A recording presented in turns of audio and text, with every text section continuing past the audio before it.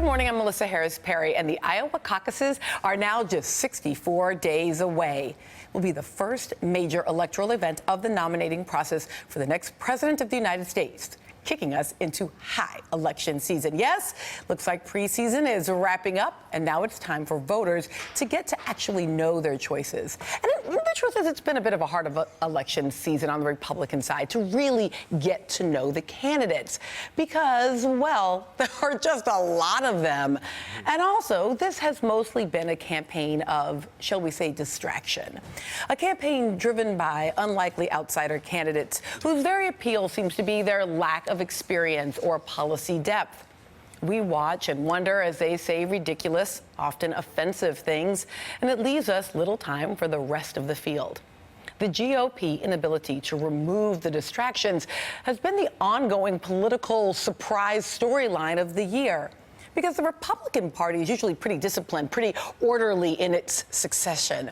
A party that fuses itself to its, quote, next in line, allowing that a candidate ought to be able to build a strong campaign and win.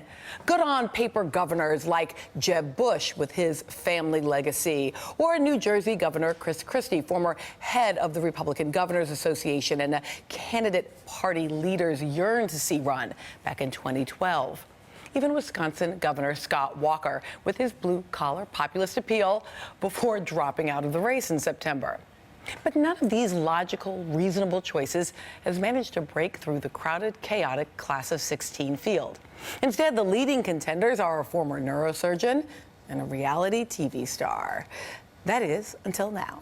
Because now the spotlight shines on Ted Cruz. Remember him? The junior senator from Texas, the former Solicitor General who argued in front of the Supreme Court, Princeton and Harvard law educated son of a Cuban immigrant. Senator Cruz may have gained most of his national notoriety by rhyming. Last September, he staged a 21-hour quasi-filibuster on the Senate floor against the Affordable Care Act, using part of his speech time to read this to his two young daughters watching in Houston, who were supposedly tuned into C-SPAN at bedtime. Do you like green eggs and ham? I do not like them, Sam I am. I do not like green eggs and ham. Would you like them here or there? I would not like them here or there. I would not like them anywhere. I do not like green eggs and ham. I do not like them, Sam I am. Outside his antics, he's known as a conservative firebrand buoyed by the Tea Party's support. Now here's a snapshot of where he stands. Same-sex marriage, he wants to deny it. Obamacare, he wants to repeal it. Planned Parenthood, he wants to defund it. IRS, he wants to abolish it. And now, he's having a moment.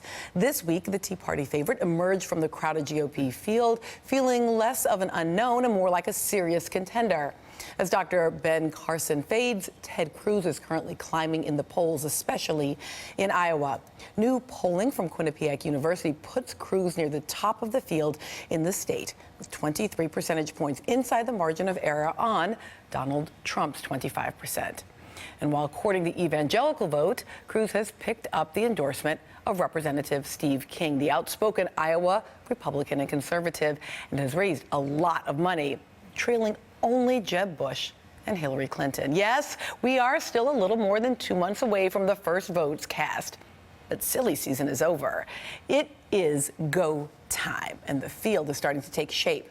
And Texas Senator Ted Cruz, repudiated by his colleagues in the Senate for his antics. The man who brags not about leading in government, but about shutting government down, who until last year held dual citizenship in Canada, that Ted Cruz is looking more and more like a real contender with the poll numbers, the money, and the organization to go the distance. Joining me now, Dorian Warren, MSNBC contributor and host of Nerding Out on MSNBC Shift. Susan Del Percio, Republican strategist. Raul Reyes, attorney and co-host of Changing America on MSNBC Shift. And Zephyr Teachout, Fordham law professor and former Democratic candidate for the governor of New York. Susan, can a outsider like a Carson or a Trump actually win in a place like Iowa where you have to have, or we have at least used to think that you had to have actual strategy and machine? Well, There's a difference between what Trump's doing, what Carson's doing, and what Ted Cruz is doing. Trump is speaking at as many people as possible. He's not going in glad-handing. He's not meeting them one-on-one. He's not listening to what they have to say, but he's speaking to them. So he has these huge rallies and gets all this coverage, and that's working for him so far.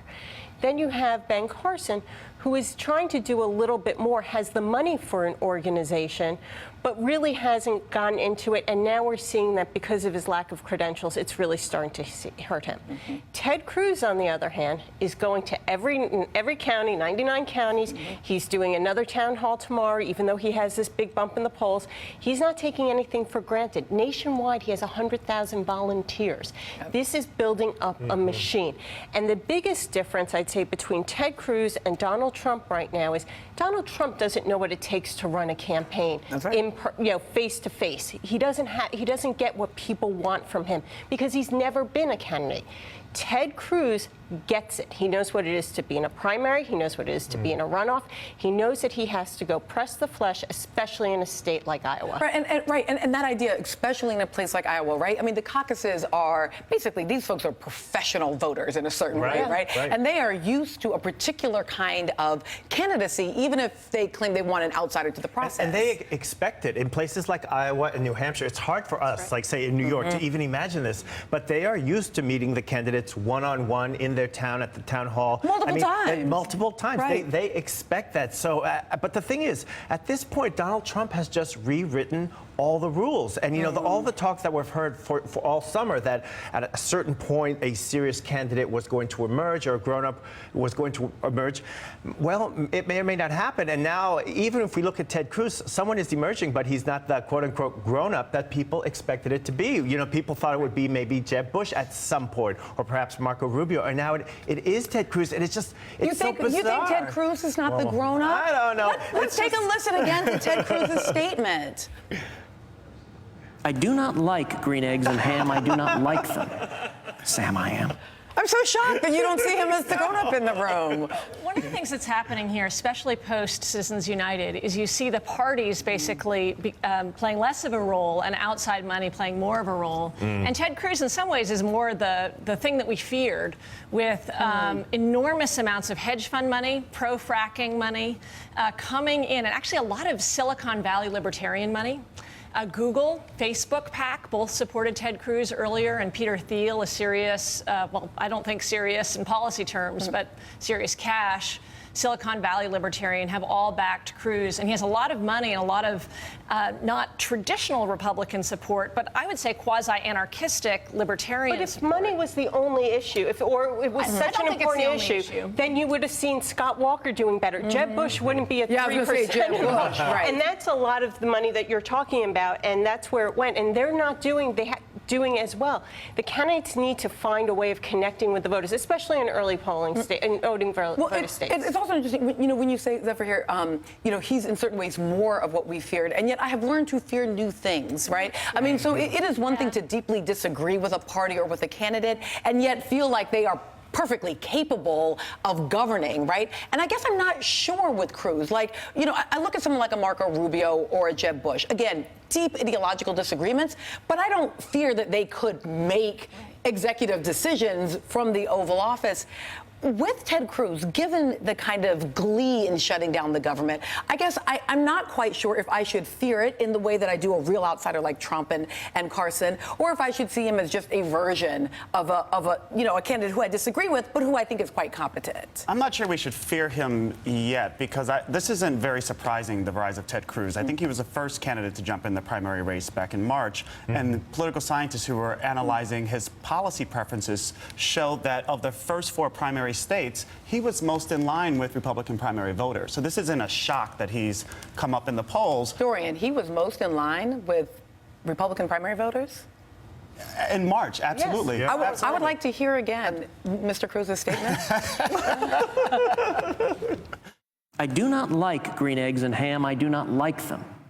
Sam, I am. But that would. But here's the thing about Donald. He owes his rise to Donald Trump because, as political scientist Sam Popkins says, you don't have to win the nomination to win the conversation. Trump changed the conversation around immigration, and most of the vast majority of the primary voters that are most active, their intensity of preferences around immigration, the support goes to Trump. So and they now would vote for a Cruz. Canadian? Well, because Absolutely. But no, I mean, for real, no. Look, Contradiction doesn't matter. he just is a Canadian. I mean, there isn't any question that the man was born in Canada, and that is fine with me. But I will just say that there was a sort of hounding of our current president for years about whether or not he was born not Remember, in the John U.S. McCain wasn't born here either, and Republican voters decided to dismiss Yeah, that. I just- So Okay, the hypocrisy factor doesn't play much of a Putting role. that aside, there is one other thing that when your concerns, Melissa, when you talk about saying there's candidates out there that you couldn't agree with, but you see them leading. Yeah. Guess who you share that same opinion with? The Republican establishment. Yeah, right, exactly. If you really want to be Yeah. scared of something new, you and the Republican establishment. We actually agree on all kinds of things, me and the Republican establishment. Up next, the evangelical angle. We really do. There's many. You'd be shocked the things we agree on.